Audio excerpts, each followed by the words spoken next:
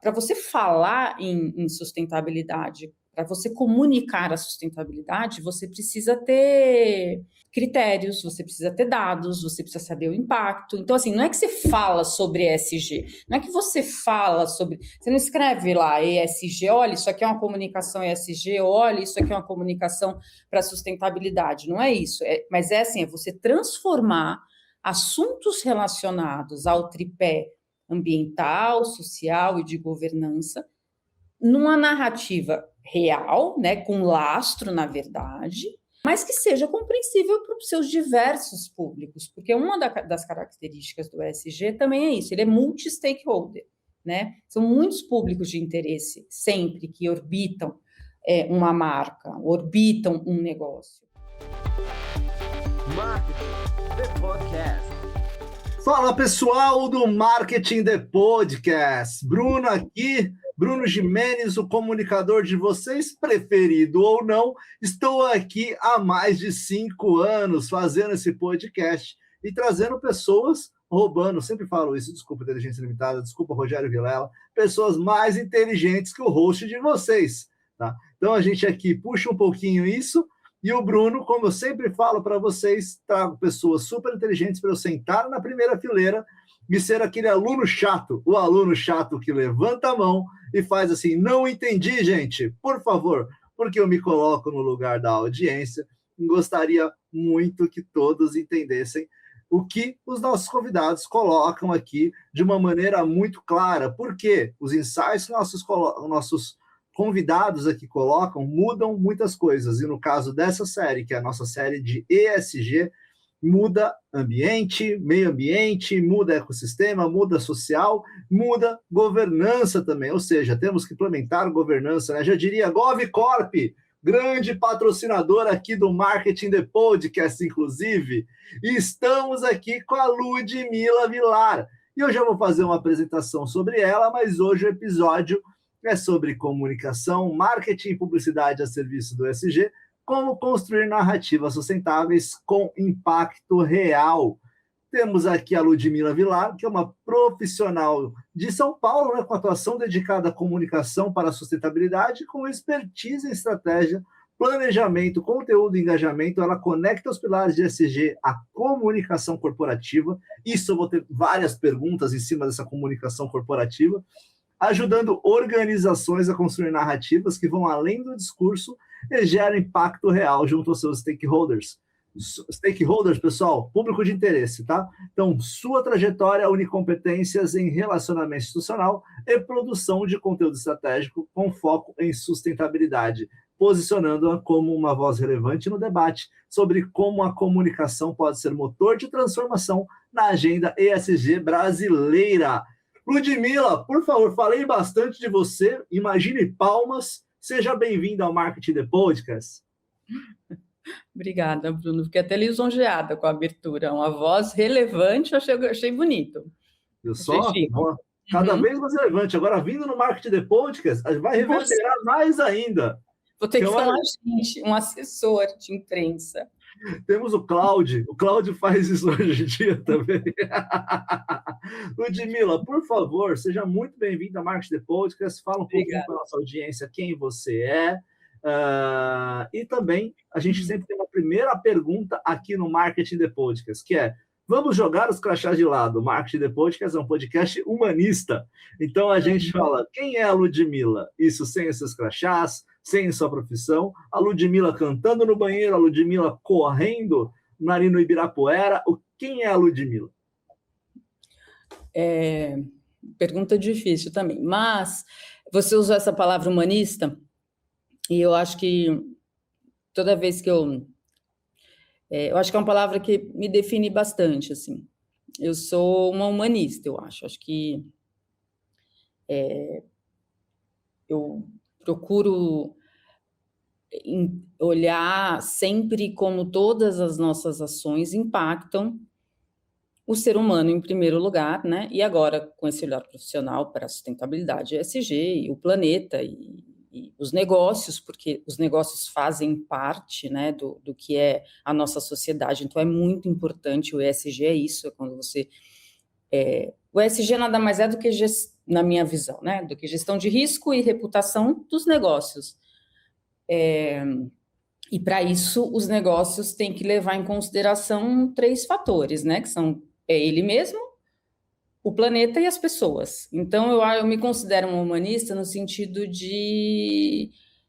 Eu acho que todas as ações têm muito impacto sobre a sociedade, sobre os seres humanos, né? E a comunicação é brutal, né? Digamos que é o maior vetor, um dos vetores mais poderosos de impacto sobre a sociedade, sobre os seres humanos, é a comunicação. Então, eu sou jornalista, não é à toa, né? Trabalhei 16 anos em redação e quando saí, criei a minha agência de comunicação, a Banca, que chama Banca Comunicação e Impacto. Eu comecei primeiro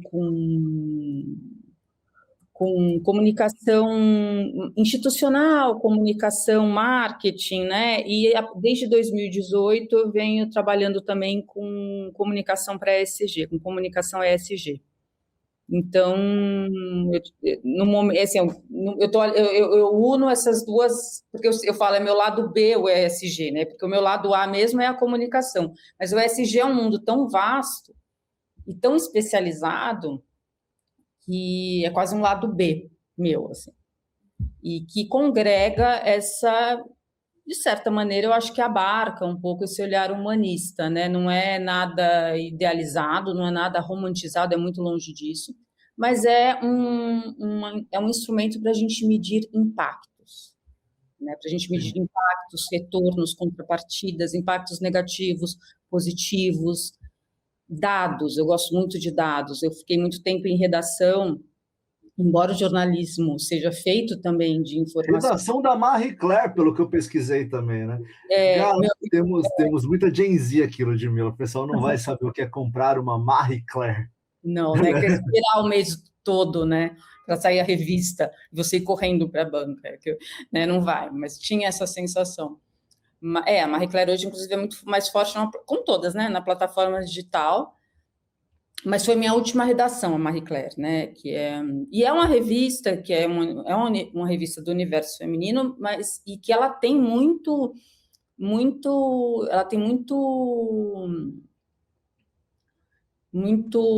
origem, né, em pautas relacionadas à equidade de gênero. Ela sempre olhou de uma maneira mais profunda para questões da mulher na sociedade, tanto que a Marie Claire surgiu, acho que tem quase 100 anos, em 1937, já trazendo esse perfil, né? Então, é uma revista que também me colocou muito em contato com várias pautas, um mundo diverso, né? Eu era editora de internacional lá por um tempo, então o mundo funciona de uma maneira muito complexa, como a gente estava dizendo. Então, a Marie Claire foi uma boa escola para isso. Mas foi minha última redação, eu fiquei 6 anos lá, e aí quando eu saí, eu criei a Banca. Então, inicialmente, a Banca era mais voltada para a comunicação de um modo geral, e com o tempo a gente está trabalhando, fortalecendo essa área de ESG, né? E trabalhando com muitas marcas, trabalhando com projetos para terceiro setor, trabalhando com empresas, enfim, variadas. Então, quem eu sou é isso, é uma comunicadora que se especializou em ESG, que tem uma visão humanista, e é isso. E que, como você disse, gera impacto, né, na comunicação, é bastante do que vocês... o que é impacto, né? A gente deixa 3 pontos aqui. E ESG complementa muito esses 3 pontos, né? Do que gera impacto. Porque o ESG, o ESG nada mais também, eu tentando aqui no meu papel de comunicadora, tentando simplificar, não simplificar empobrecendo, não é isso, mas tentando didatizar, né, tornar mais acessível. O ESG nada mais do que uma fotografia, um raio-x que você mede indicadores para que você possa gerir o seu negócio. Sim. Ele se organiza em 3 pilares, né? É o ambiental, o social e o de governança. Ele tem metodologias para chegar a indicadores e tal, mas ele nada mais do que isso, é uma gestão de indicadores, uma gestão para que os negócios não se ponham em risco e não ponham em risco as pessoas, o planeta. É uma metodologia, é uma fotografia do negócio, não é nada do outro mundo, de outro mundo, não é nada que deva ser politizado, como vem acontecendo, né? Não é nada que... É simplesmente uma maneira de gerir os negócios. Eu acho engraçado, tem um pessoal que a gente... Enfim, da área, eles falam que já ligaram para eles e perguntaram assim, tem como eu fazer meu negócio ESG em 2 semanas? Aí ele fala, entendeu? Porque é uma falta de entendimento completo, assim, do que é o ESG. Mas eu acho que, através de indicadores, você mede o impacto negativo que você está gerando, o impacto positivo que você pode gerar, ou que já está gerando e nem sabe. Né? Eu vejo uma questão, né? Acho que você falou muito bem dessa questão de ESG. Eu vivo um pouco, acho que a gente começou aqui no off, eu sempre falo um pouquinho disso aqui, acho que todo mundo já sabe que eu moro no interior, Ludmila. Acho que todo mundo já sabe que eu adoro o interior. E também todo mundo já sabe que eu sou de Santo André, porque eu falo em todo episódio isso. Também não é segredo mais. Não é segredo mais. Mas existe uma coisa que eu vivendo no interior, eu começo a entender um pouquinho mais o interior, né? E aí eu vejo o quanto o SG ele tem essa importância no seu dia a dia administrativamente. Como você disse, é uma forma de você gerir o negócio. Mas no dia a dia é bem curioso como você olha o verde, né, funcionando, o ecossistema, o meio ambiente funcionando quando você vive no interior, quanto que as empresas fazem as cidades girarem em termos de pessoas, né? Tanto em, assim, grandes indústrias. Por exemplo, eu estou em Ourinhos aqui a gente tem a Castor Colchões Castor, né? Que é uma grande empresa, e aqui que é a fábrica. Você vai pegar várias outras empresas que são aqui, Marvi, que é aqui também, que faz casquinha de sorvete, enfim, uma série de coisas aí legais aí no Brasil e fora do Brasil também, tirando o maior agropecuário do mundo, né? Que também vive aqui em Ourinhos. A família Qualhato, né? Que são os maiores. Inclusive, o Rei do Gado foi inspirado neles. Foi o que eu ouvi, tá, Ludmila? Ah, é? Foi o que eu ouvi aqui. É bem legal. São Paulo é muito rico e ele é muito industrializado e tem muitas indústrias, né? Eu tenho uma amiga que mora aí no interior, ela mora em Jaboticabal. Então, e aí, o que acontece aqui? O pessoal é meio fã, inclusive, o pessoal anda com boné, né, do Rancho dos Coalhá, tem umas coisas que você sai da nossa bolha paulista, quando você vem para cá, você vê que tem muitas outras coisas, que tem negócios locais que não são mais tão locais, né, são aí até globais, no caso deles, mas que geram muitas coisas. Outra aqui é uma outra cidade que é Santa Cruz do Rio Pardo, que é totalmente, elas ficam competindo sobre quem produz mais, né? Mais aqui, quem produz mais é Santa Cruz ou Ourinhos, que produz mais, mas Santa Cruz ela é protegida por uma série de indústrias, então ela é rodeada de indústrias e essas indústrias fazem, né, a administração ali da cidade. Quando a gente fala disso, a gente está falando do impacto social de geração de emprego, a gente está falando de você ter o controle dessa produção industrial para não ferir o meio ambiente e a produção, né, de tudo, e a governança disso tudo, a governança de dados, de produção, a governança, né, da empresa como um todo.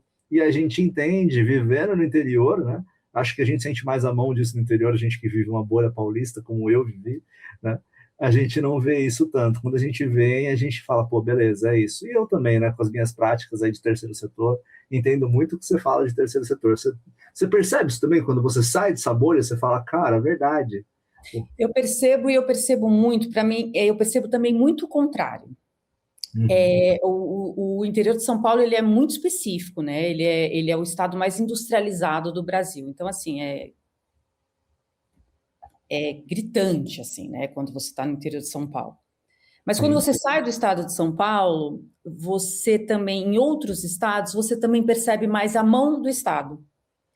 Então, é isso, é você sair da sua bolha e você vê que tudo se conecta. Porque o interior de São Paulo é isso, ele é muito industrializado, isso é histórico, né? Se você pesquisar história, pesquisar ciclos de riqueza, café, ouro, tudo isso você vai entender por que o Sudeste é o Sudeste, e você vai entender por que o Sul é o Sul, mas você vai entender no sentido bom e no sentido ruim, não no sentido bom e no sentido ruim, corta isso, no sentido... as características dos lugares, elas são muito históricas, as pessoas às vezes não sabem disso, né? Então, quando você sai de São Paulo, do estado de São Paulo, você também nota muito o que é o estado, porque o estado é algo muito intangível. Sim, né? A mão invisível do Estado, né?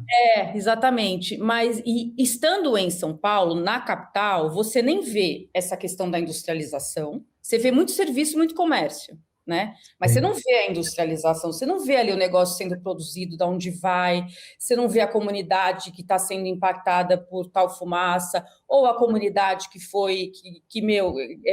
conseguiu uma escola porque foi a empresa, a indústria que está na região que construiu. Você não vê, você não convive com essas coisas. Da mesma maneira, como você vivendo numa determinada bolha de São Paulo, você não entende, você não vê essa mão invisível do Estado. Então, outro dia eu estava de férias numa pousada, e aí na mesa do café da manhã tinha museu, São Paulo, aí tinha um casal de Minas e tinha um casal de Brasília. Sim. E aí a gente começou a conversar e uma das pessoas, das mulheres trabalhava no Banco Central. Eu falei, nossa, que chique, né? Trabalhar no Banco Central é chiquérrimo. Ela né? Mas não é chique como parece. E aí os cargos, né? Os status, né? É muito chique trabalhar no Banco Central. É igual quem trabalha na Nike. Às vezes eu eu trabalhei durante muito tempo com o pessoal da Nike. Não, trabalho na Nike. A primeira coisa que a pessoa fala, não, mas você ganha... Não interessa. Eu estou no ecossistema da Nike, né?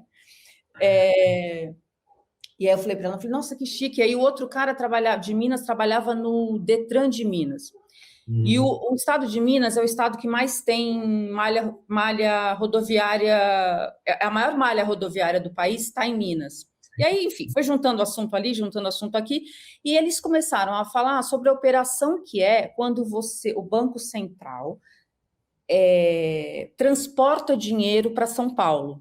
Aí eu, Sim. Como transporta dinheiro? Bom, o resumo da ópera é... Não tem aqui em São Paulo, já não é feito em São Paulo, a gente pensa assim, ele não tinha nada assim na minha mão, né? Não é natural, né?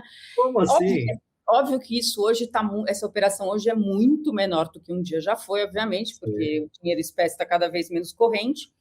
Mas a menina, assim, sai um avião com, sei lá, 400 milhões de reais de Brasília.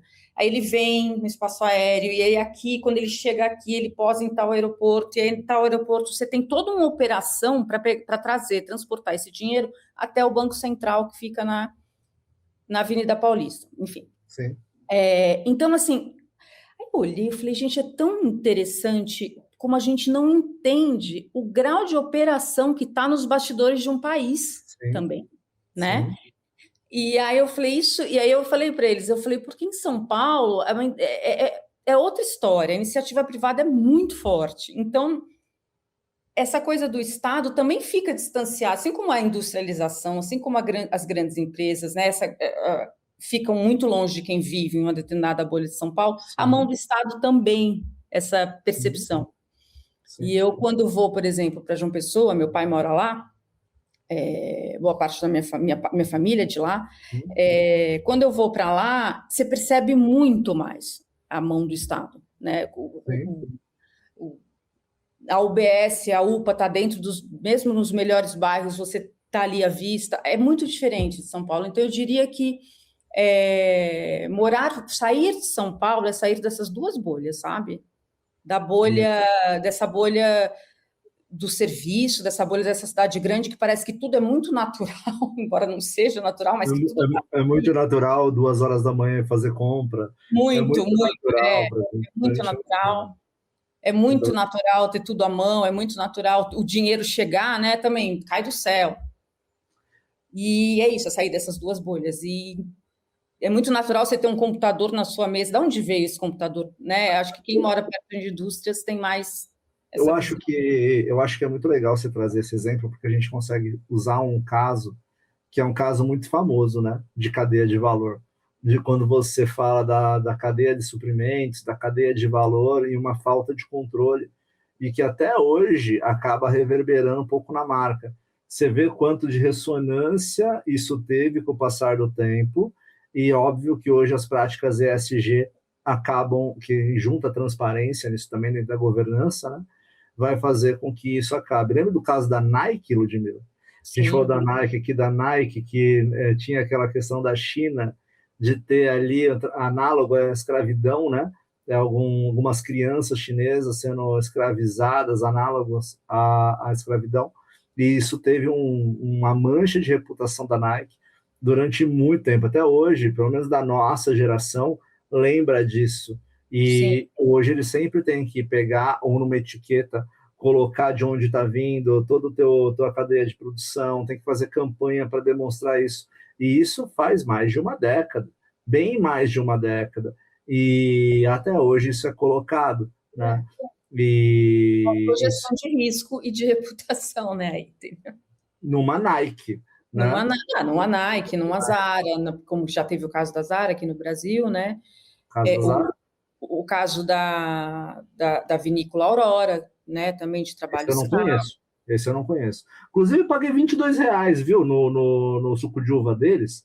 E tá, ó, R$22, tá? 22 não, 25, aqui da frente de casa, em Ourinhos, tá? Tá caro, hein? Por favor, pessoal, aí vamos diminuir. Vou dar um recado para ele. Aproveita. Esse foi que foram encontrados trabalhadores em condições análogas à escravidão também. E nas dependências da fazenda e as condições de moradia deles, enfim. E tudo isso, eu também, toda vez que eu vou no supermercado, eu olho, eu penso, eu lembro, né? Então, assim, isso é muito prejudicial para a visão, para a reputação de uma marca, né? Isso não precisa nem falar. Ou, por exemplo, quando não é só análogo à escravidão, que aí a gente tem outro, porque nesse caso também, enfim, a empresa disse que eram terceirizados e, enfim. Outro caso que também ficou famoso por isso foi o caso do Carrefour, né? Ele, quando morreu aquele rapaz dentro de um estacionamento do supermercado, se eu não me engano, foi no Rio Grande do Sul, se eu não me engano. Foi sim. Não foi, né? E aí aquilo foi um horror, um escândalo, sem palavras para descrever aquilo. E na hora da empresa se posicionar, ela meio que deu uma culpada na terceirizada. Eles terceirizavam esse serviço. Olha, a culpa não é minha, é da terceirizada. Não. É isso que o ESG olha. Ele olha, porque olha, esse seu fornecedor aqui, como é que ele treina? Como é que ele capacita os colaboradores deles? Eles são treinados em diversidade, eles são treinados tem treinamento técnico, né, de luta. Como é que se você simplesmente contrata, você está assinando junto. Né? A empresa ela não pode se abster do risco. Então, tanto que eles tiveram que fazer um super trabalho depois, né? Mas não dá para você culpar o fornecedor. Por isso que a cadeia de valor, que é a maneira como a gente chama a cadeia de fornecedores, ela também entra na sua responsabilidade. Quem é que você está contratando, né? Isso é o maior, para mim, esse é o maior desafio, né? Do ESG. Eu ainda ouço, Ludmila, algumas vezes, isso ouço no mercado em off, tá? ESG é para plantar árvore, a gente planta lá 100 árvores e tá tudo certo. Isso sempre vai ser a placa ESG, né? Você fala de ESG, parece que isso automaticamente aparece no subconsciente. Vamos plantar 100 árvores, né? Sempre isso aparece. E é bem mais que isso. Lá no começo, né? Eles politizaram o ESG de uma maneira que não faz o menor sentido. Exato. Menor sentido, porque o ESG, na verdade, ele é o contrário disso. Uma vez eu fui fazer uma reunião com com um rapaz de uma empresa, aí do interior, viu? Aí da sua terra, do interior de São Paulo. Estamos aí. Ele queria... ele precisava trabalhar comunicação, SG, enfim. E aí ele já abriu a reunião falando assim, olha, ele não esperou nem eu falar, oi, meu nome é Ludmila. Ele falou, olha, Ludmila, para mim, assim, SG é coisa de quem tem cabelo azul e abraça a árvore. Sim. Aí Pode falar. Aí eu falei, bom, eu não tenho cabelo azul, e nunca abracei uma árvore na minha vida, porque realmente, então você fala assim, como é que esta pessoa está encarregada de contratar um fornecedor para lidar justamente com a comunicação ESG? E outra coisa, né? Quando a questão de comunicação, você acompanhou isso, está há muito mais tempo e sabe muito mais que eu disso. Mas, quando isso começou, parecia muito os cargos de programação no início, né? Diretoria ESG, coordenação ESG.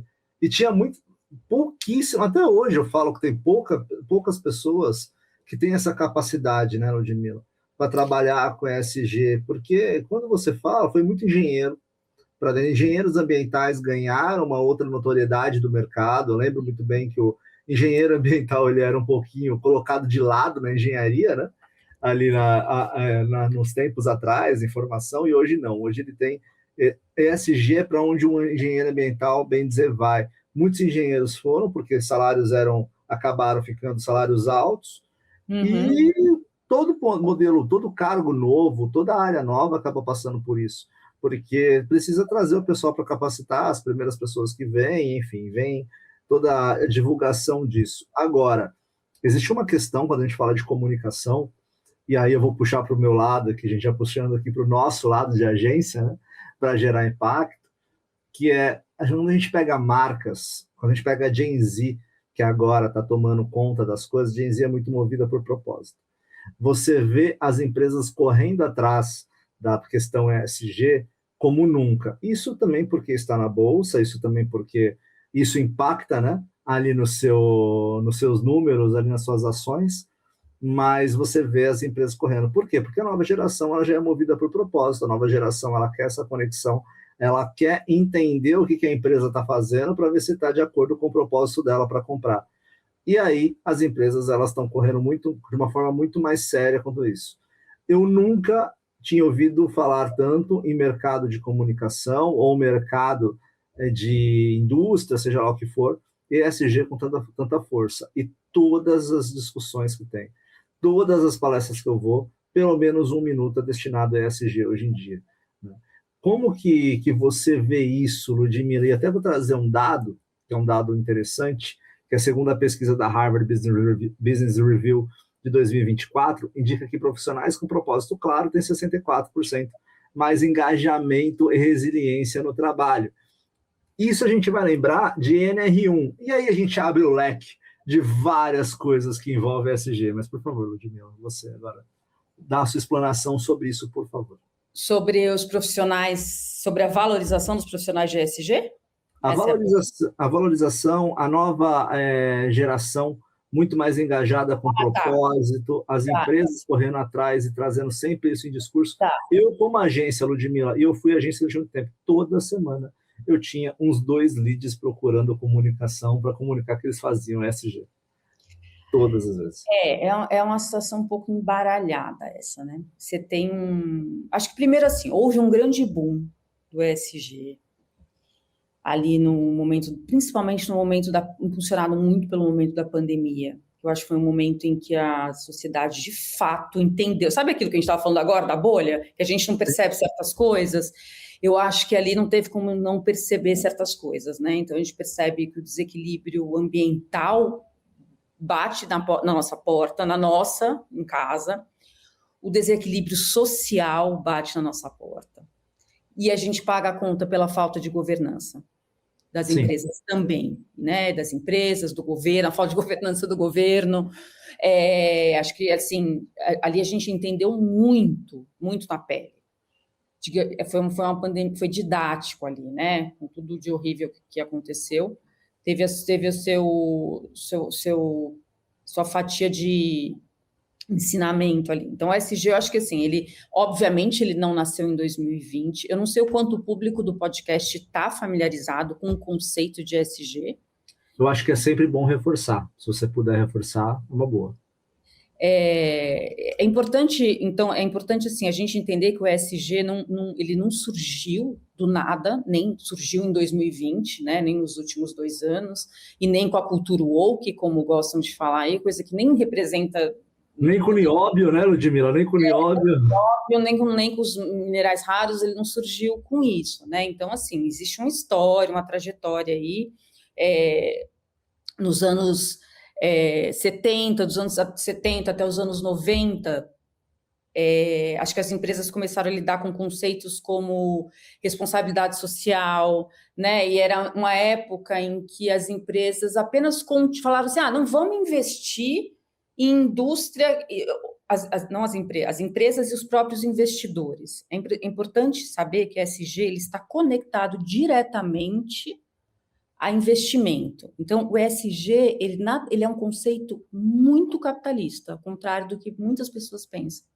Ao contrário do que aquele rapaz que foi me entrevistar e falou que era coisa que foi ter uma reunião comigo e falou que era coisa de quem tem cabelo azul. Nenhum problema com quem tem cabelo azul, mas assim, ele estigmatizou, né? Pessoas que abraçam árvore, nenhum problema também, mas ele ali estigmatizou de uma maneira... Ele limitou uma cadeia de processo, uma cadeia de valor a um cabelo azul. Acho que foi cabelo azul é maior resumo.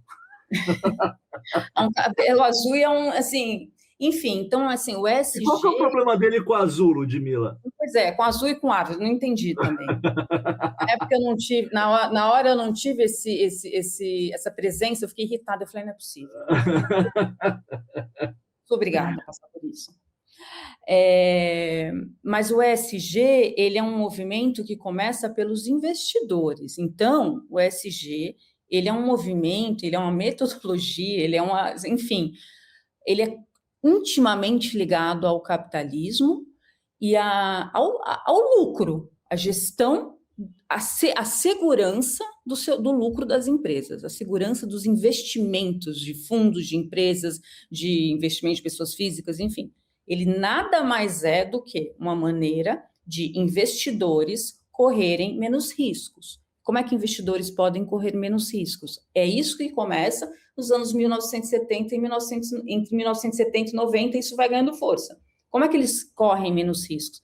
Eles correm menos riscos se eles tiverem acesso a algumas informações. E aí, essas informações passaram com o tempo, não quando ela não ali na década de 70, porque na década de 70, como eu disse, se falava muito em responsabilidade social corporativa.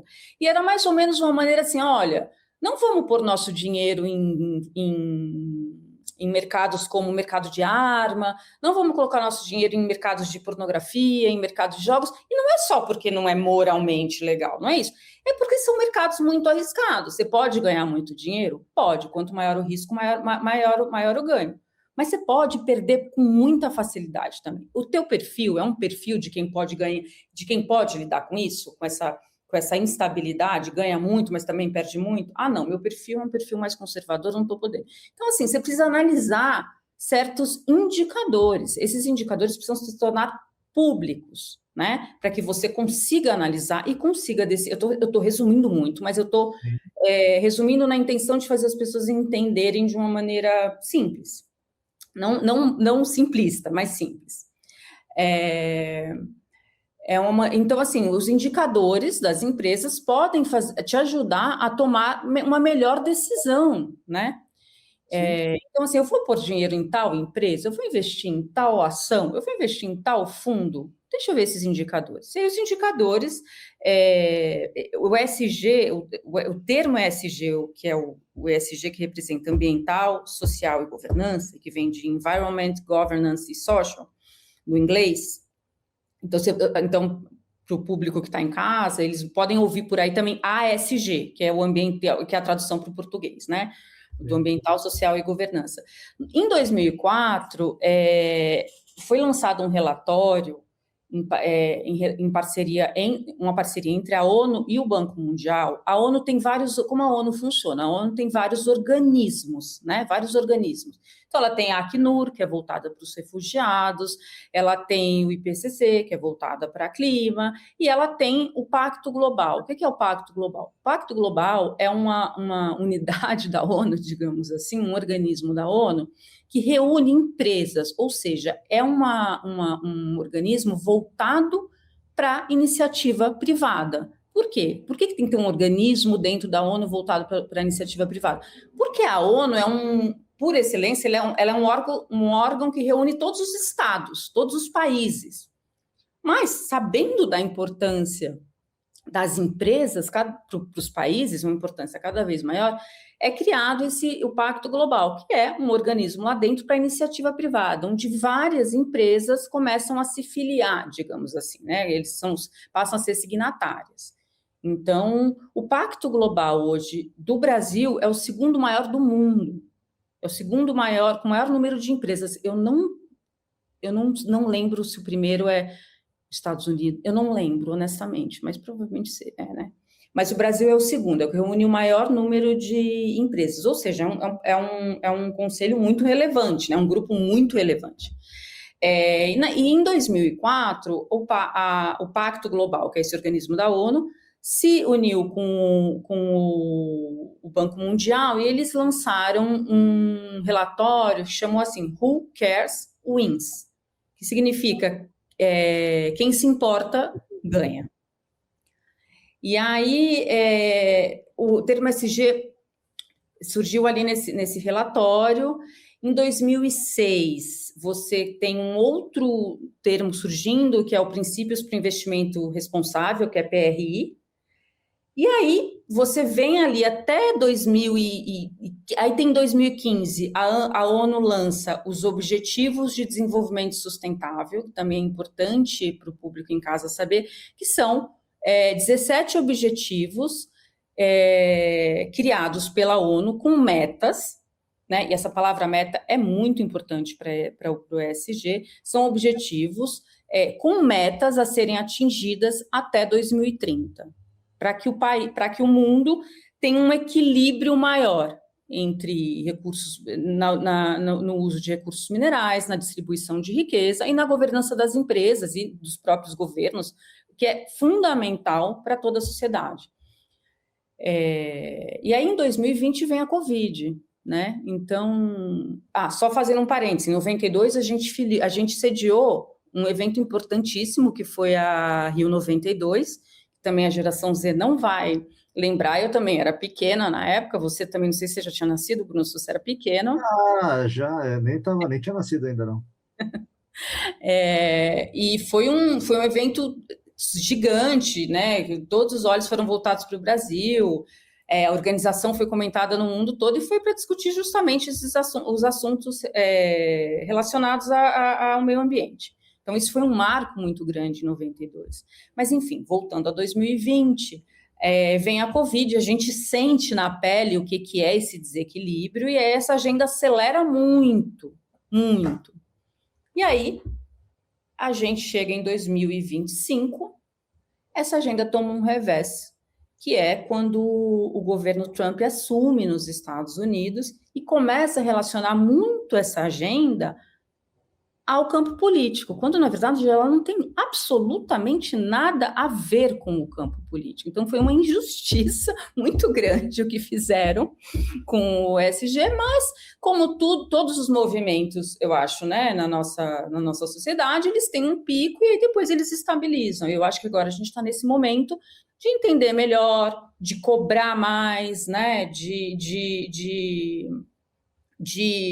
de fato, separar o joio do trigo, mas o ESG não é uma coisa que surgiu, isso é importante, então não é uma coisa que surgiu agora, por isso não é moda, não é tendência, ele tem um histórico, né, como tudo nesse mundo tem um histórico, nada surge do nada, e ele nada mais é do que uma metodologia para você avaliar os riscos, a gestão de risco da sua empresa e comunicar isso para os seus stakeholders, que são os seus públicos de interesse. Sendo que, quando você tem uma empresa com capital aberto, que são empresas que estão na Bolsa de Valores, aí eu, voltando ali para a tua pergunta também, você fala assim, a geração Z tem muito propósito. Tem, mas existe uma pressão chamada dinheiro, investimento. As empresas que têm capital aberto na Bolsa, elas são obrigadas hoje a reportar indicadores que antes elas não eram. Né? Então, é aquilo que eu falei, a informação precisa chegar às pessoas para que elas decidam se elas vão correr esse risco ou não. E essa exigência de transparência hoje é uma exigência para as empresas que estão listadas em bolsa no Brasil, né?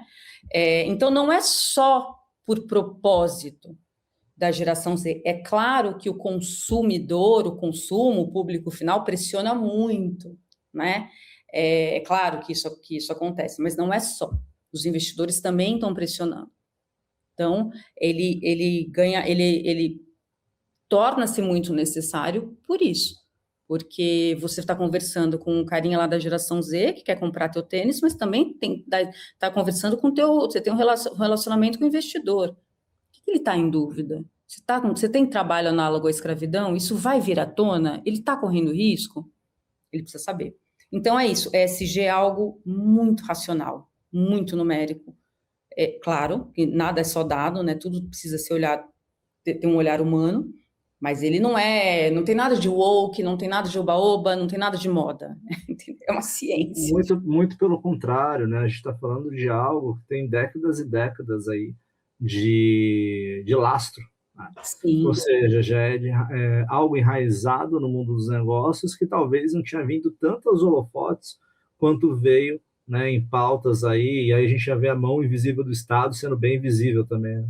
Porque é o Estado falando disso, né, falando de ESG e trazendo ao holofote isso em brigas políticas, algo que, notoriamente, como você disse na abertura desse podcast, é a questão de administração, é uma gestão de indicadores, é uma gestão ali de tudo. Eu acho que é legal, Edmila, até a gente vai estar no Festap, né, aqui palestrando e falando aí com as principais universidades de publicidade do interior de São Paulo, e o pessoal que está aqui no podcast acaba tendo essa entrada no mercado. Eu sinto que a Gen Z ela está muito mais em comportamento, falando de comportamento mesmo, de consumo, ela está muito mais por dentro disso. A gente, né? Sim, eu nasci em 89, tá? Tenho 36 anos, tá?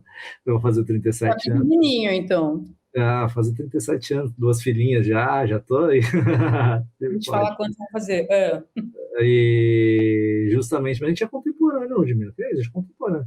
Mas vamos seguir que a gente é contemporâneo. Vamos lá. Mas o legal, quando a gente olha, assim, a gente fala, pô, beleza, eu converso, hoje eu mentoro algumas agências de publicidade, agências de marketing, eu mentoro alguns profissionais de comunicação, e geralmente quando eles vêm puxar muitas questões de sustentabilidade hoje comigo. E para nossa realidade, para a gente ali que é oitentista, noventista, a gente não tinha isso na cabeça, né? A gente não tinha a gente tinha uma coisa mais, uma educação bancária, tinha ali uma outra visão, um fordismo, né? Dentro disso, não tinha tanto o ESG. Hoje não, a geração já chega um pouquinho mais pronta para isso. Eu acho que é legal a gente frisar isso na prática para o pessoal. Então, assim, gente, ESG, tá? Então, se você tem uma empresa, eu puxei aqui um dado, e aí eu puxei de Ourinhos porque eu não consegui puxar enquanto você estava falando, para várias cidades, porque o ChatGPT, no meu caso, o Cláudio, né, famoso Cloud, ele está aqui trabalhando. E eu puxei aqui a de Ourinhos, ele disse que não tem os dados exatos do Brasil, mas eu puxei quantas empresas tem em Ourinhos. Em Ourinhos tem 16.636 empresas. No ano passado, em torno de mais 500 empresas abriram em Ourinhos, numa cidade de 103 mil habitantes. Quando a gente vê o ESG na prática, gente, na prática da forma mais resumida e chula falando, é pegando uma empresa dessa e falando, olha, é o seguinte, eu sou uma madeireira, pessoal. A madeireira, ela precisa ter um processo muito claro para extrair ali, ou cortar uma árvore, ou espaços que são ali reservados para isso. Pô, como que eu vou fazer a reutilização dessa água? Porque o lençol freático daqui, até onde eu fiquei sabendo, até porque a Coca-Cola ia colocar uma fábrica aqui, é a melhor água da região. como que isso vai ser afetado, como que eu vou gerar empregos e como que eu vou fazer esse processo de contratação e qual que é a melhor prática para isso, como que eu vou devolver para a cidade, isso seja em esportes, isso seja como que eu vou devolver para a cidade, isso seja em impostos, seja em benfeitorias para a cidade, como que eu vou fazer a gestão disso, ou seja, a gente resume muito, né, Ludmila, às vezes por dashboard, né, fazer essa gestão, mas assim, como que eu vou fazer essa gestão, como que eu vou ter esses indicadores, quem que vão ser os responsáveis, quem que vai cuidar das ações dessa empresa dentro do crescimento, porque é uma empresa que vai gerar um crescimento para a região. Então, como que tudo isso vai ser feito? Sim, nossa, é uma devolução para a cidade, mas é uma devolução de graça, não é gratuita. Na verdade, é um desenvolvimento da cidade para que o negócio local também cresça e que não seja só local, que ele vá para outros lados. Então, na prática, o ESG, na prática, atuando é isso. Selo Ludmila de garantia nesse exemplo? Sim, o ESG é você criar indicadores dessas práticas. Então tá, vamos lá. Olha, a Coca-Cola quer fazer uma fábrica aí. Ela vai gastar 5 litros de água para fazer a operação da fábrica dela. Tá. Então, assim, a cidade tem capacidade de receber essa fábrica aí? A comunidade vai ser afetada de que maneira? Olha, vai ter que criar, vão vir mais 5 mil pessoas para a cidade, a gente vai ter mais 5 mil carros na cidade. Você tem capacidade de receber essas 5 mil pessoas? O que a Coca-Cola precisa fazer para implementar, para que essas pessoas morem e vivam numa cidade onde, sei lá, não tem um apartamento mais para alugar, vamos supor. Qual é o impacto positivo que ela pode trazer? O que ela pode criar? Quais são as necessidades? Onde estão as necessidades da cidade? A cidade precisa de escola, a cidade precisa de um tratamento de água para levar para a periferia. Então, ela pode colaborar com isso, né? Mas, enfim, para medir tudo isso, você precisa de indicadores. Você precisa saber quanto ela vai usar de água, quanto vai ser usado de reuso, qual é a relação que ela tem com o governo da cidade, com a comunidade da cidade, porque você sabe que tem um caso, e eu não vou saber te dizer qual era a empresa exatamente, mas na Índia é uma empresa de refrigerante, também de bebida, tentou abrir uma filial numa cidade da Índia e ela não conseguiu. Por quê? Porque ela ia utilizar tanta água que a comunidade fez tanta pressão. É um pacto social, é o que a gente chama de um pacto social. A sociedade não deixou ela se instalar, entendeu? Então, assim, é um risco ali para ela se instalar ali. Então, assim, ela tentou, ela já perdeu dinheiro tentando, ela foi lá, tentou, forçou a barra, a sociedade não deixou. Por quê? Porque ela queria pegar um ativo que era muito básico para a sobrevivência. Sim. Então, assim, você sabendo disso, por que você está insistindo em instalar a sua fábrica ali? Certamente que você vai ter muito, muito lucro, mas vale a pena, com toda essa confusão, vale a pena para um investidor, por exemplo, pôr dinheiro nessa empresa, se essa empresa está insistindo em se instalar num lugar onde nem a comunidade quer ela lá? Então, por isso que é o risco, é a gestão de risco. Então, você precisa... Quanto a Coca-Cola gasta de água, vai gastar, né, nessa fictícia fábrica, quanto ela gastaria de água, quanto ela vai emitir de poluição, quanto ela vai gastar de energia, enfim, são indicadores que você precisa medir para saber qual é o impacto que vai ter para a região. E são impactos negativos e impactos positivos também, tá? As empresas trazem bastante impactos positivos se elas fizerem uma boa gestão desses indicadores. A galera olha para isso muito com maus olhos, né, Ludmila, às vezes, quando não necessariamente. É uma decisão de negócio. Tem ônus, bônus. Tem ônus e bônus, tem risco, claro, todo negócio tem um risco, né? Exato. E quando você fala assim na coisa dos empregos, que você estava falando ali atrás, né, que os empregos aumentaram muito, mas pouquíssimos para comunicação, para profissionais de comunicação ESG dentro das empresas. Isso é fundamental, porque um profissional especializado em ESG, ele conecta as áreas, ele conecta as pontas. E você não vai longe nisso, né? Porque, na verdade, a gente vai sim longe nisso, porque a gente pode até usar nesse episódio aqui. Eu estou fugindo um pouco, embora eu tenha citado IaaS, tá, Ludmila? Eu estou fugindo muito de IaaS aqui, porque a gente fica muito em IaaS ultimamente, né? Mas IA entra muito aqui, por causa da refrigeração, né, do servidor, dos data centers. Você vê a China teve ali o data center que eles colocaram embaixo do mar para ter resfriamento, né? Então, poxa, tem uma série de ações de ESG que entra, inclusive, na questão da IA. Então, a gente está falando de algo dentro, né? Sim, muito. Os data centers são um dos maiores consumidores de água, né? Um dos mercados que mais consomem água. Eu descobri isso quando eu fiz minha especialização em ESG. Eu falei, gente, como assim? E na época nem tinha tido essa popularização da IA ainda. Eles são grandes consumidores de água. Então é isso que você, né, quando o pessoal fala assim, quantos litros de água você está gastando para carregar essa imagem, né? A gente vive tão complexo viver hoje que até quando você aperta o botão do computador, você, né? Se você Quanto de água você gastou para dar um oi, bom dia para o chat GPT? Você já acabou com o meu, né?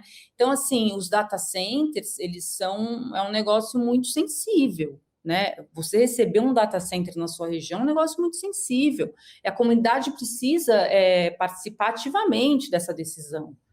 Entender como é que essa água vai ser, quanto vai ser consumido, como é que vai ser possível repor essa água, qual vai ser o impacto ali na região. E a gente tem diversos casos, né? Tem uma no Ceará, outro dia eu ouvi um podcast, a Rádio Escafandro, que falou sobre isso, sobre um data center que estava chegando no Ceará, aí outro dia estava lendo também sobre um que tentou se instalar no interior de São Paulo. Enfim, é complexo, é bastante complexo. Ok, Ludmila, mas a gente está falando aqui sobre diversos pontos, né? A gente falou de ESG, a gente deu uma explicação de ESG, a gente buscou ser didático, explicou um pouco do cenário, né? Uhum. Mas a gente vai falar aqui de comunicação. Como você define a comunicação para a sustentabilidade? Na prática, o que diferencia uma comunicação ESG bem feita de um simples discurso institucional verde? Né? A gente depois vai bater em greenwashing, vai falar disso, né? Porque discurso institucional verde é perigoso. Mas segundo pesquisa da Berge 2025, apenas 29% das empresas brasileiras possuem comunicação ESG alinhada à sua estratégia corporativa. O Anuário da Comunicação Corporativa 2025 revela que agências de comunicação já faturam 5,36 bilhões no Brasil com ESG entre os serviços de maior crescimento. Como que você vê isso, você dentro dessa economia criativa mais centrada, né? Sempre vou falar do impacto, né, que é uma coisa importante, porque você trabalha com comunicação, você trabalha com impacto, já que você trabalha com ESG. Como que você vê isso? Olha, eu acho que toda a comunicação ela precisa ser primeiro verdadeira, né? Então, esse é ponto central, né? A comunicação para a sustentabilidade, eu vejo ela como, também de uma maneira simples, eu vejo ela assim, eu acho que é uma tradução das práticas reais, né? E aí, a gente estava falando em greenwashing, e estava falando em discurso institucional verde, que eu acho... Discurso institucional verde, a palavra verde, assim, se tem verde no meio, você já ligou o alarme, você sai correndo. Eu gosto, Ludmila, eu gosto. Pois não goste, porque assim, é muito assim, verde, né? Então, aqui eu faço assim, aqui na agência, do tipo, olha, aquela foto que tem mãozinhas, sabe as mãozinhas com a plantinha? Tradicional. Não dá, aquilo já descredibiliza, né, qualquer marca, qualquer apresentação, porque é muito clichê, e os clichês, geralmente, assim, eles têm a sua razão de ser, né, eles não existem à toa, eles são muito eficientes, mas tem que tomar muito cuidado, porque... O que se chama... Bom, vamos lá, vou responder sua pergunta e depois a gente chega no greenwashing, tá? Eu acho que a comunicação para a sustentabilidade, ela nada mais é do que a tradução das práticas reais em uma narrativa compreensível, né? Agora, a palavra narrativa ganhou também, parece que narrativa agora assim, é o jeito que eu vejo a história é assim, o jeito que você vê a história é assim, então a minha narrativa é tal, a sua narrativa é tal. Não, né? Isso, assim, para você falar em sustentabilidade, para você comunicar a sustentabilidade, você precisa ter critérios, você precisa ter dados, você precisa saber o impacto. Então, assim, não é que você fala sobre ESG, não é que você fala sobre... Você não escreve lá ESG, olha, isso aqui é uma comunicação ESG, olha, isso aqui é uma comunicação para sustentabilidade. Não é isso, mas é assim, é você transformar assuntos relacionados ao tripé ambiental, social e de governança numa narrativa real, né, com lastro, na verdade, mas que seja compreensível para os seus diversos públicos, porque uma das características do ESG também é isso, ele é multi-stakeholder, né? São muitos públicos de interesse sempre que orbitam uma marca, orbitam um negócio. Então, você tem o seu público final, que é o público... Se for um B2C, que é o seu consumidor, se for para outra empresa, se for B2B, as empresas que compram de você, você tem os investidores, nem necessariamente precisa ser empresa de capital aberto, mas empresa que vai pedir um empréstimo no banco. E o banco vai querer saber, olha, o seu credor quer saber como é que estão as suas finanças, quais são os indicadores das suas finanças, quais são os seus indicadores ambientais para eu ver aí se não tem risco de romper uma barreira, de ter um acidente, né? Então, são muitos públicos, né? Você tem as comunidades que estão perto do seu negócio. Então, por exemplo, uma construção de um prédio, como as que tem aqui, as construções que tem na minha rua, qual é o barulho que eu vou fazer? Como é que eu vou incomodar? Que problemas eu tenho que prever que podem acontecer? E se os vizinhos ficarem tão irritados que eles vão embargar a minha obra? Olha aí o prejuízo que eu vou ter. Como é que eu controlo tudo isso, né? Então, assim, a comunicação ESG, ela não vem com um lacrezinho, isso aqui é ESG, não é isso. Mas ela transforma dados, ela transforma critérios, ela transforma leitura de contexto em narrativas que as pessoas possam entender. Então, na prática, ela deixa de ser apenas a divulgação, não é divulgação por divulgação, né? E ela passa a ser uma conexão, um fio que conecta a estratégia do negócio com a operação do negócio e com a percepção pública do negócio. Sim. Né? E quando ela é bem feita, ela ajuda a organizar essa agenda até dentro da própria empresa. Às vezes a comunicação que é feita para fora, o colaborador vê e consegue entender o que está acontecendo dentro. Então, eu diria que assim, o que diferencia a comunicação ESG de um discurso verde é o lastro. É assim, é você falar, olha, esse produto gastou menos água. Ah, tá, gastou menos água. Quanto de menos água? Qual é a meta que você tem, né? Quando que você vai chegar nessa sua meta? Então, você precisa estar alinhado com o que o negócio está fazendo, eu posso te dar exemplos práticos, e você precisa ter capacidade de traduzir essa complexidade.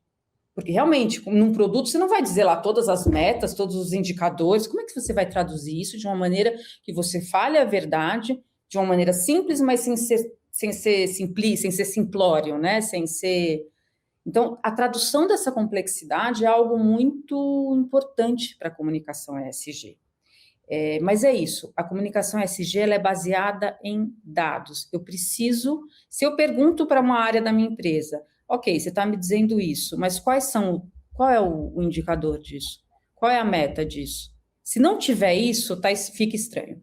Sim. Se eu só disser, esse produto economiza mais água, gasta menos água, isso não é ESG, isso é greenwash. E aí eu vou fazer já gatilhar aqui uma pergunta, né, para você, em cima disso. E eu acho que até uma constatação. Dados da pesquisa global da PwC mostram que mais de 70% dos consumidores declaram disposição de pagar mais por produtos de empresas éticas e transparentes. Né? Então, a gente pode falar um pouco sobre a gente não fazer o greenwashing e isso ter lastro que impacta no consumo no final. Então, a gente Claro. está amparado aqui a pesquisas da grande PwC, né? PricewaterhouseCoopers, né? Então, a gente justamente aí, a gente sabe muito bem de quanto que isso impacta. E o greenwashing, problemas, como disse da Nike lá atrás, de situações que a gente pode falar, que são, você pode maquiar em determinado momento, mas depois, se isso cai, a empresa em si tem uma reputação manchada de uma maneira que nem sempre é recuperável, né, Ludmila? Vamos falar dessa maneira. Nem sempre é recuperável. Tem empresas que vão ter a reputação manchada daqui 200 anos. Então, essa explicação para o consumidor final, eu trabalhei nos últimos 2 anos e meio com comunicação ESG para o turismo. Uhum. E a gente, com certificação, a gente certificava as práticas ESG de empreendimentos turísticos, e até o momento que eu fiquei, o foco era muito, muito grande em hotéis, né? Então, assim, o turismo tem um impacto gigante nos lugares, né? A gente vê aí, por exemplo, esse Barcelona, que é uma cidade que chega ao ponto dos moradores quererem expulsar os turistas ali. O Airbnb causou uma verdadeira terra arrasada de aluguéis ali, né? Eu tenho amigos que moram em Barcelona, eles me explicam a situação lá. Pra você ter uma ideia, você tem apartamentos que vão para o mercado para serem alugados, as pessoas não vão nem visitar. É assim, surgiu no mercado, eu quero, vou lá. Porque assim, 12 metros quadrados por 1.500 euros. Por quê? Porque a cidade, chegou o turismo de massa, ele desequilibrou completamente o mercado de aluguéis. Por quê? Porque os proprietários passaram a falar, bom, é muito mais interessante em termos de lucro eu colocar minha propriedade no Airbnb.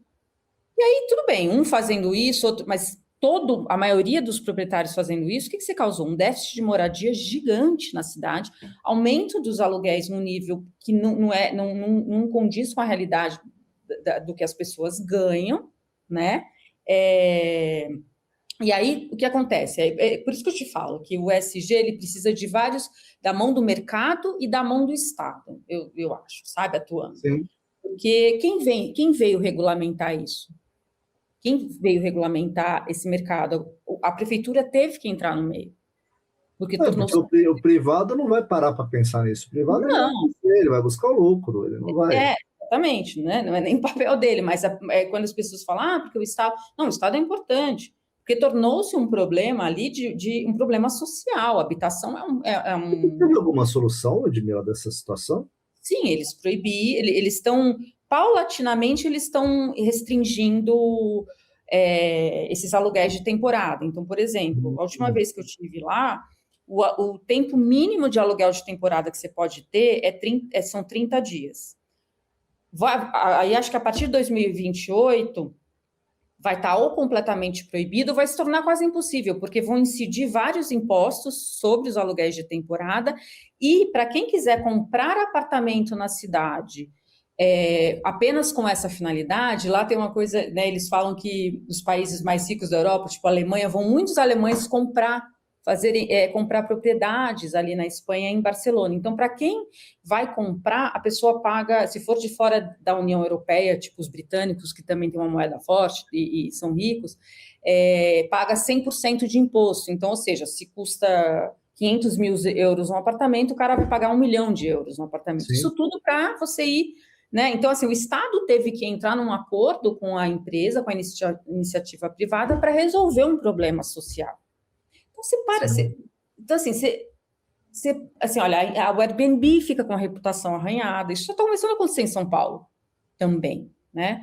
Então, o Airbnb, tanto que, né, tem vários problemas aqui, o Airbnb estava na CPI ali da habitação, tudo isso para dizer que isso é reputação, isso é impacto negativo sobre os lugares. Então, a empresa precisa gerir esse risco. Então, eu vou te dar um outro exemplo no turismo, né? Por exemplo, você chega muito em hotéis e tá lá, nós somos um hotel sustentável, por isso economize água, e troque sua toalha a cada 3 dias, né?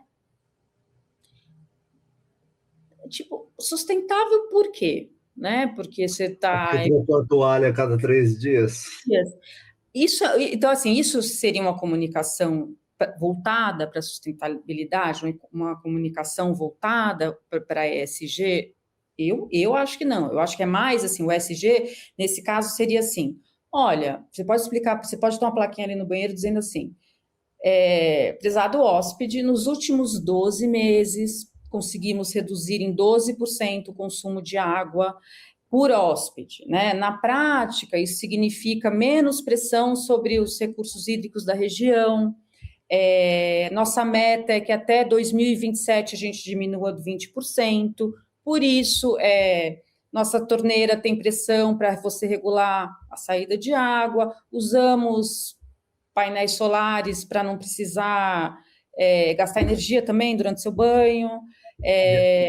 Entendeu? Aí você explicou para o hóspede. Pode falar, eu já complemento, Ludmila.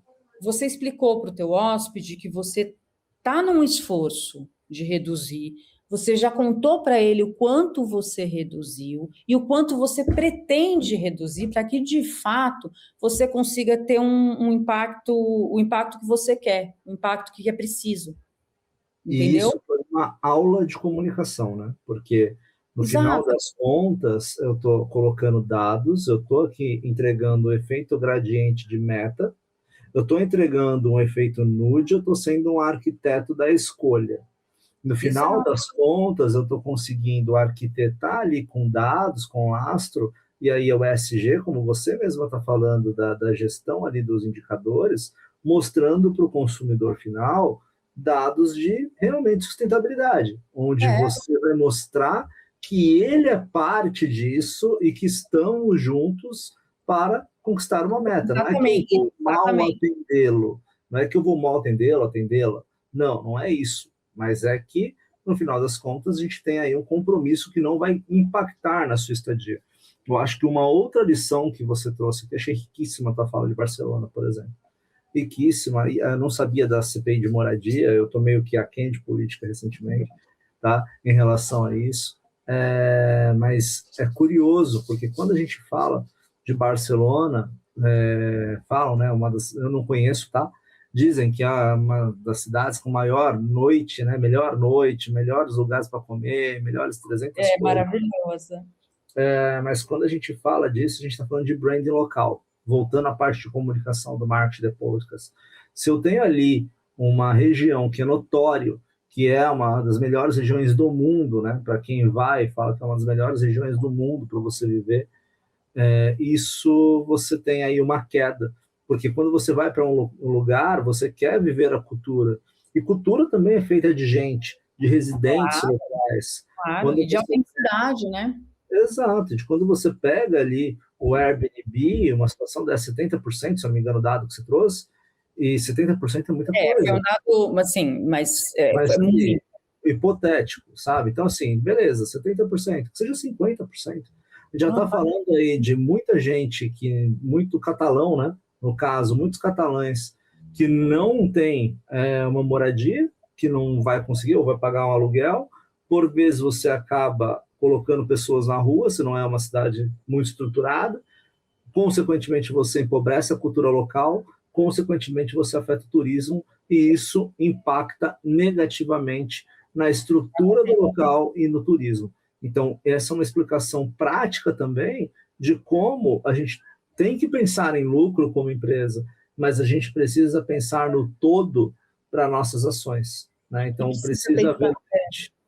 E precisa pensar no todo, Bruno, não é porque somos todos bonzinhos, não é isso. Sim. É porque senão você vai destruir o seu próprio negócio daqui a alguns anos. Porque se a cidade, você tem uma operadora de turismo, e se a cidade não é mais interessante para as pessoas, o seu negócio vai ser impactado.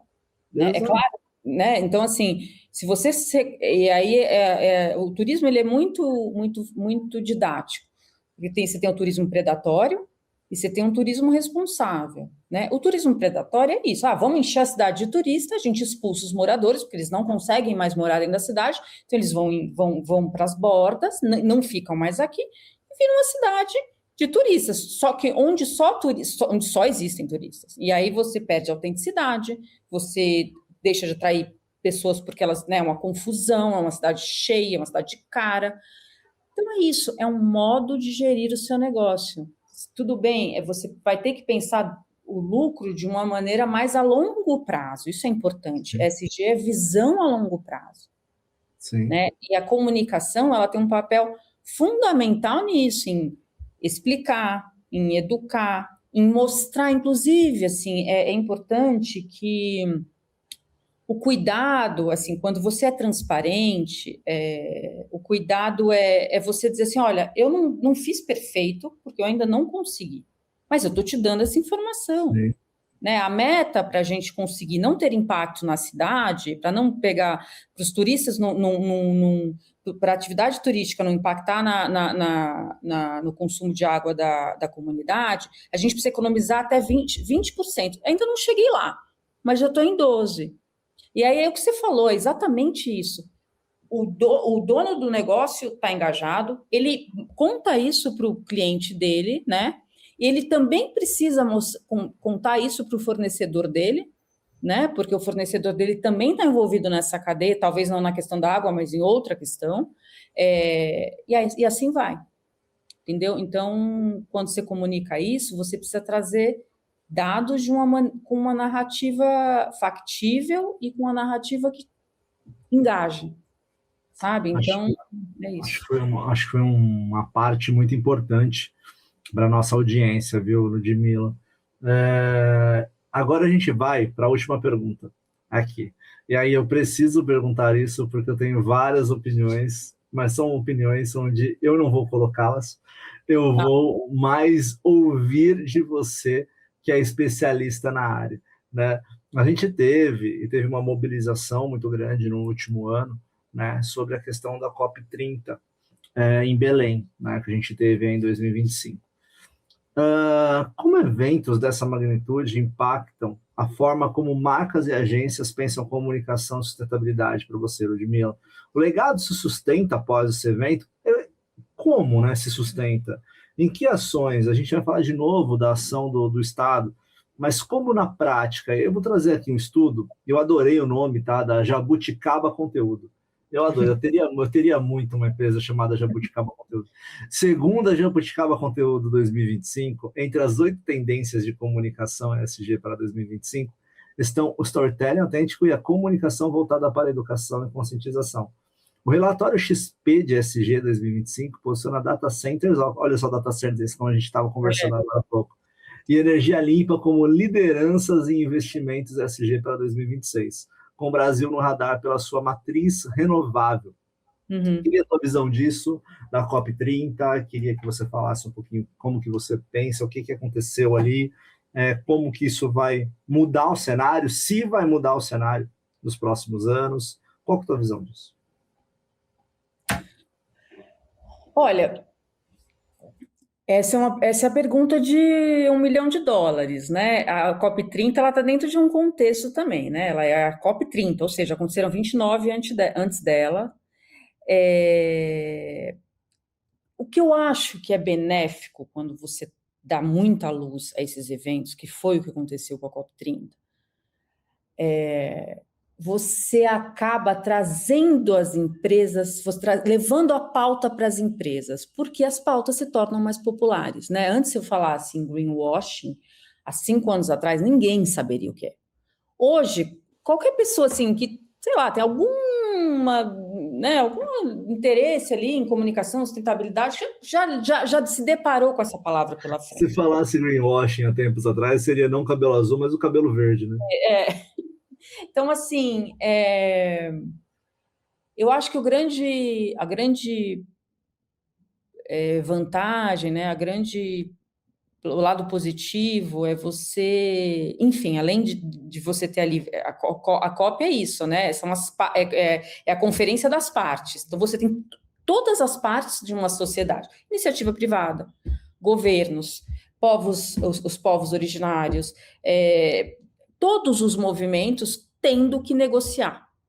Então, isso é ESG puro, porque a vida é assim. A vida não adianta achar que você não vai ter que negociar com o governo, ou que você não vai ter que negociar com o seu vizinho, ou que você não vai ter que negociar com a empresa que faz o barulho aqui na minha rua, porque ela não vai, a obra dela vai continuar. Ela vai continuar, mas eu também vou continuar aqui. Então, a gente vai ter que chegar num acordo. Então, acho que a COP30 ela tem essa beleza, digamos assim, de unir muitas partes da sociedade para discutir o clima. Se isso vai continuar tendo impacto nas empresas, ainda é cedo para dizer, mas o que eu acho é que as pautas, que a luz que se foi jogada nessa COP em especial, por acontecer dentro da Amazônia, ela populariza as pautas, digamos assim. Então, as empresas elas começam a lidar com um escrutínio também que não existia antes, né? Porque as pautas se tornam mais populares, os assuntos se tornam mais do dia a dia. Eu então, sinto que entra numa questão que é a cultura corporativa. Porque a cultura corporativa é algo que para você entrar é muito difícil, né? E aí você consegue, dando holofote para uma COP, a questão da cultura. E quando você vai educar o teu time sobre isso, uma COP é fundamental. É fundamental e, assim, tem uma frase que é super popular, né, no mundo dos negócios, que diz assim: a cultura come a estratégia no café da manhã. Você já ouviu essa frase? É a primeira coisa que você ouve quando você entra na faculdade, né? Faculdade de administração, né? Cara, e eu acho muito genial, porque é exatamente isso. O que ela quer dizer na prática, né? Ela quer dizer na prática que, assim, não há estratégia no mundo, não há números, dados, forças, se a cultura do ambiente não for transformada. Então, assim, não adianta uma empresa que só pensa em lucro e que isso está enraizado, né, ali nos seus funcionários, mudar, contratar uma agência de publicidade e falar, não, agora a gente vai contar para os nossos funcionários que a gente está preocupado também com o bem-estar deles, com o meio ambiente. Estou sendo aqui falando de um modo muito simples. Não adianta, não é assim, né? Então, você precisa primeiro transformar uma cultura, você precisa primeiro fazer as pessoas entenderem e, de fato, incorporarem aquilo, para depois você implementar uma estratégia que as pessoas as pessoas entendem. Não adianta, isso se chama assim, o discurso tem que colar com a prática, né? Então, assim, uma vez eu fui entrevistar um CEO de uma empresa de aviação, isso em 2008, e quando você entrava na empresa, tinha os 10 valores da empresa. E o primeiro valor era o lucro acima de tudo. O lucro vem antes de tudo. O lucro é o mais importante de tudo. Naquela época já me chamou muita atenção, porque eu achei muito agressiva a mensagem. Falei, nossa, né? Tipo, mas hoje isso é impensável, né? Que uma empresa publique isso, né? O lucro vem antes de tudo. Porque essa nova maneira digamos assim, de olhar para o capitalismo, e aí eu posso estar sendo até um pouco romântica, mas enfim, você precisa, o lucro continua sendo fundamental, sem lucro não tem nada. Mas ele precisa ter mais, a gente precisa de mais responsabilidade para consegui-lo. Então, é isso. Só que essa empresa onde eu li isso, onde eu vi isso um dia, obviamente ela não publica isso hoje. Mas para mudar essa mentalidade ali dentro, não é de um dia para o outro, você precisa, camadas, né? Direção, todo o time, você ir permeando isso, né? Ao longo, e mostrando, e o exemplo, e por que a gente fala que, não existe ESG se não tiver engajamento da liderança? Porque é por aqui que começa. Do topo da pirâmide. Ele precisa, né, engajar, dar o exemplo, mostrar. Então, nesse sentido, esses grandes eventos, assim, a imprensa fala muito, as pessoas começam a falar muito, E eu acho que assim, o legado mais positivo para a comunicação e para o ESG e para a comunicação corporativa, para tudo isso, é isso, essas pautas vêm à tona e deixa de ser um assunto que ninguém entende. Até ninguém pode entender, mas pelo menos quando falarem do assunto, não é algo que estão falando. Vira comentarista de futebol, né? É. O futebol é importante, né? Talvez eu não saiba, mas eu vou comentar sobre, né, aquela questão. Exatamente. Se torna isso, faz total sentido. E aí uma parte da sociedade torna-se mais informada e aí torna-se mais engajada. Não é todo mundo, mas tudo bem, porque como é que né? A sociedade tem sempre seus atores, tem os ativistas, que são os primeiros a darem a nota e, né? Os ativistas, mas eles são importantes, eles são abre-alas, digamos assim, né? Eles são os primeiros a contar para o restante, olha, isso está acontecendo, né? E outra, vai gerar ali uma curiosidade, né? Exatamente. Então, todo mundo tem seu papel e todo mundo tem a sua importância e realmente não é do dia para a noite, não é do dia para a noite que um ativista vai convencer um CEO de empresa que tal coisa é importante, mas é importante que todos coexistam. Ou seja, a gente já está chegando aqui no final do episódio falando, queremos a Ludmilla falando na próxima COP30, hein? Pode me Convidem a Ludmilla, falem, olha, Ludmilla, COP30, por favor, negociadora na mesa ali, com povos originários e todo mundo. COP30, com povos originários e as grandes empresas. COP31. COP31. Ai. Ludmilla, olha, eu tenho aqui que encerrar, senão o meu editor, ele me mata. Eu imagino. Eu posso imaginar. Mas que papo maravilhoso, adorei.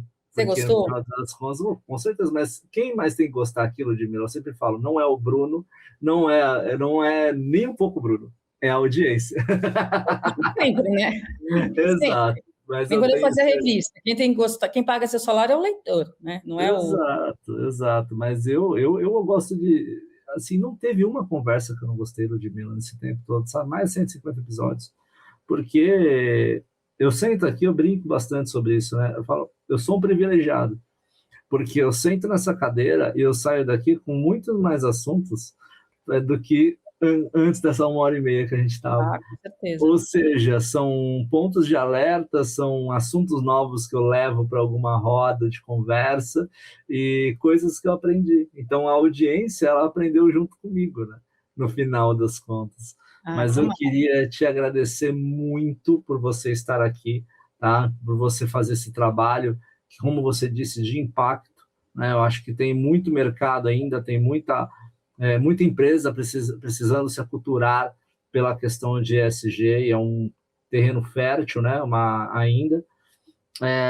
Queria as tuas considerações finais, tá? Mas antes eu queria te agradecer imensamente se tirar essa 1h30 aí, que se depender de nós dois, a gente vai até porque tinha o roteiro, eu sempre falo isso, que eu falo bastante, mas o roteiro tinha muito mais perguntas, mas a gente nunca leva ao pé da letra todas as perguntas, porque deixei no flow da nossa conversa aqui.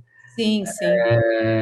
Mas só te agradecer por esse tempo, estar aqui no Marketing The Podcast, né, na nossa comunidade, e falar na nossa série especial de ESG, que a gente deixa aqui, a gente tem muito carinho, que foi o primeiro lugar que abriu portas para a gente, tem o nosso estúdio itinerante, a gente leva estúdio itinerante para eventos e tudo mais, e o FBGA foi o primeiro que abriu as portas para a gente. Então a gente tem muito carinho, e a série ESG, ela veio dali. Então, volto sempre, viu, Ludmilla? Só me convidar que eu venho, você viu que eu adoro conversar, né? Convidaremos. Suas considerações finais, onde a audiência te chama, onde te chamam para a COP31, por favor, em português, inglês, manda aí. Você quer meus contatos? Eu vou passar o contato do meu agente.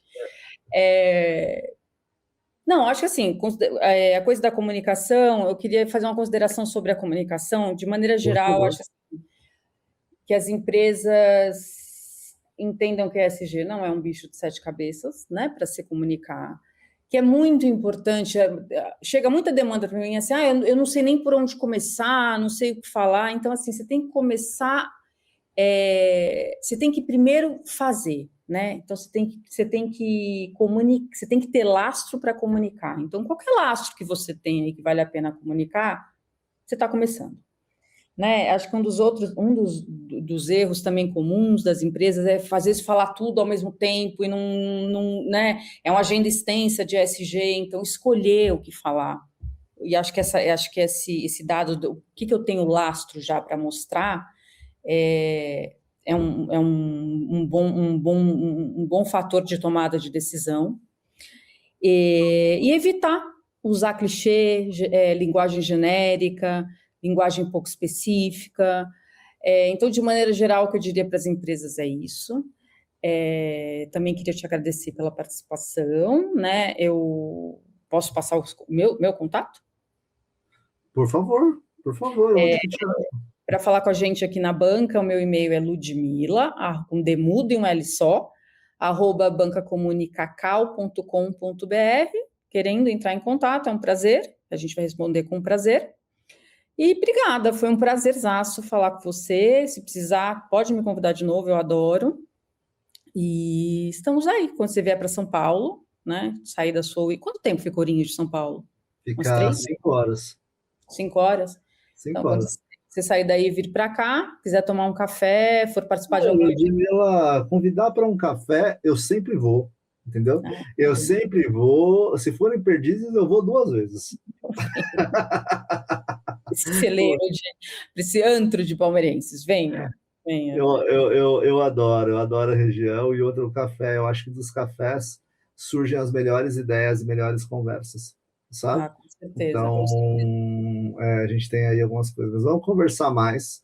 Eu quero trazer alguns debates sobre SG, algumas práticas, algumas ações. Eu quero colocar algumas mentes dentro disso para poder debater. Mas aí são coisas mais para frente que eu vou também.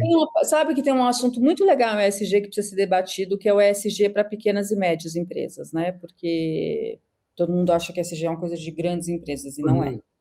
As pequenas e médias estão muito longe desse assunto, por vezes. A verdade é essa.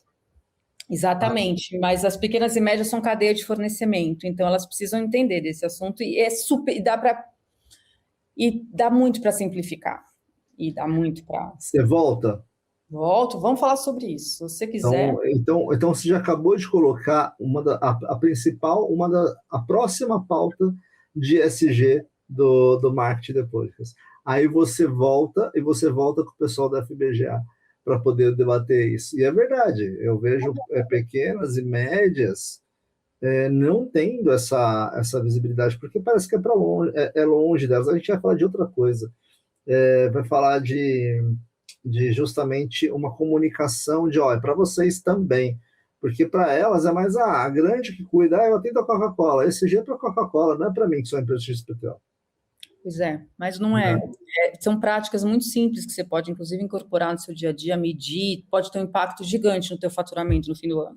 Exato, mas essa visibilidade ainda para as pequenas e médias é um pouco distante ainda, mas é uma discussão mais ampla.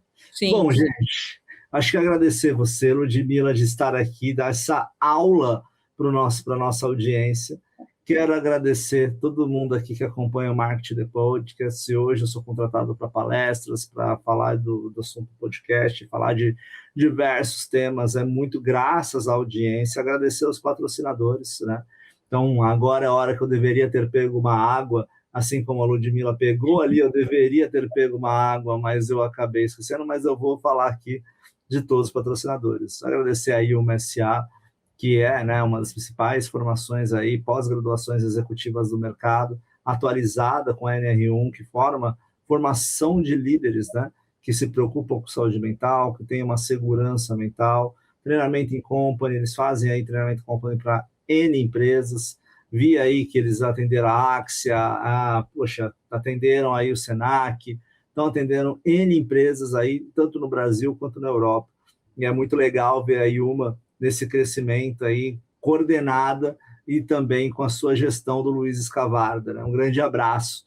E a gente tem também o The Simons Marketeers, Simons Marketeers, que é a maior comunidade de marketing do Brasil, e é muito legal ter eles aqui como patrocinadores, porque, poxa, gente, é a comunidade de marqueteiros falando aqui, né? Comunidade de marketing, publicidade, todo mundo falando. Então, o Marketing The Podcast faz parte dessa comunidade. A Agência Omamori, que é a agência que sempre nos apoia aqui com tudo de produção, né, das nossas mídias sociais, todas as produções de conteúdo, todo apoio como agência, a Agência Omamori que presta para a gente. E eu estou falando de governança, né? A gente falou aqui de ESG, e eu falando aqui, falei, poxa, eu tenho 2 players aqui que são super aderentes com ESG, né? dois patrocinadores, a GovCorp. Então, se você é uma pequena, média ou grande empresa que está precisando ter a sua arquitetura de dados, ter a sua gestão de processos de TI, a GovCorp consegue atender vocês. Então, todos esses sites desses nossos patrocinadores estão no site do Marketing The Podcast, site esse que eu confesso que eu não fiz conteúdo também de lançamento dele, para poder informar vocês que estava no ar, mas está no ar. O site do Marketing The Podcast, temos os colunistas do Marketing The Podcast sempre colocando ali conteúdos, então leiam também, tem muita coisa interessante. Tá? Então é muita coisa, gente, é muita coisa, e o Bruno é só um host que foi construindo isso tudo, e é isso aí, tem várias coisas, e o Bruno é uma atenção por dia em 1 ou 2, brincadeira, em mais de 20, então vocês sabem como é que é.